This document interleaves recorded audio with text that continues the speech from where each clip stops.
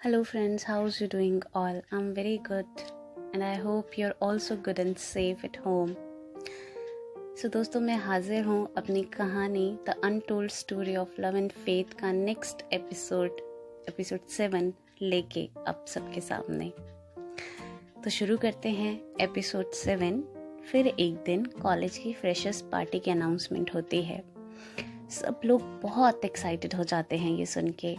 सब freshers party की तैयारियों में लग जाते हैं। फ्रेशर्स पार्टी रखी गई थी बॉयज़ हॉस्टल की तरफ। वहीं कॉलेज की अगर बात करें तो कॉलेज में सबको ये लगता था कि प्रेम पिया का सीनियर रह चुका है स्कूल में, पर ऐसा नहीं था। अंकित ही था जो स्कूल में पिया का सीनियर हुआ करता था।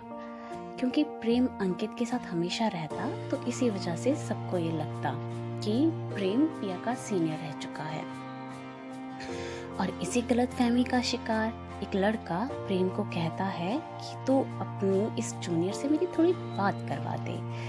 तब प्रेम उसकी गलतफहमी दूर नहीं करता और उल्टा कहता है कि अरे ये लड़की अरे नहीं ये कहाँ तुम्हारे साथ जचेगी, तुम छोड़ो इसको, तुम्हें तो और बहुत बेटर मिल जाएगी, ये तो एवे ही है। ऐसे कौन कहता है भला। तो देखिए जरा आप प्रेम के इस अंदाज को।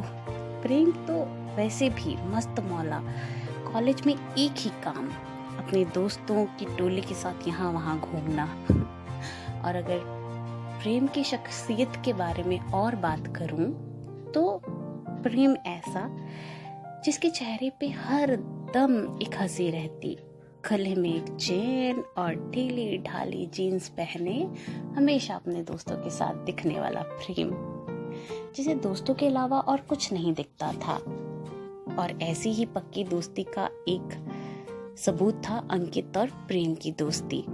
दोनों की दोस्ती इतनी गहरी जैसे तीसरे किसी शख्स की कोई गुंजाइश नहीं। मैं समझ गई, आप सोच रहे होंगे फिर कैसे पिया की दस्तक हुई प्रेम के दिल के दरवाजे पे। आगे आप खुद समझ जाएंगे ये बात। फिर वो दिन आता है फ्रेशर्स पार्टी का। सब लड़कियां तैयार होके निकलती हैं पार्टी के वेन्यू के लिए और उन सबको बॉयज हॉस्टल के बीच से गुजरना था।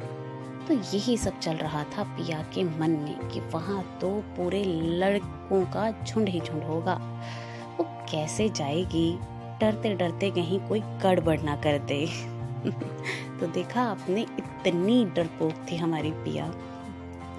फिर क्या, सब गर्ल्स बॉयज हॉस्टल के पास से होके वेन्यू तक पहुंचती हैं और क्या देखती हैं कि सब लड़के तैयार होके पहले से ही वहां मौजूद हैं। उन्हीं सब में प्रेम भी वहां था, उसी लड़के के साथ जो पिया से बात करना चाहता था। उस दिन फिर वो लड़का प्रेम को बोलता है कि यार अच्छी तो दिखती है पिया, तूने ऐसे ही मुझे उस दिन टाल दिया ये बोल के कि अच्छी नहीं है। अब प्रेम तो फंस गया। अब प्रेम क्या कहेगा। अब क्या बोलेगा प्रेम अपने फ्रेंड को। अब क्या बहाना बनाने वाला है नया। या फिर सच में तब तक प्रेम पिया को ना पसंद करता था, या फिर इतना पसंद करता था कि उसके आसपास किसी को देखना नहीं चाहता था। उसके मन में उसके लिए कुछ तो पनपने लगा था। ये तो हमें आगे वक्त ही बताएगा। उसके बाद क्या, प्रेम बड़े ही मजाकिया अंदाज में बोलता कि अरे मैंने सही तो बोला था भाई। आज पिया ने मेकअप किया होगा इसीलिए अच्छी लग रही होगी। देखा आपने। वो लड़का वहां से इरिटेट होके निकल जाता है। देखा आपने कितना नटखट है प्रेम, अपनी ही मस्ती में गुम।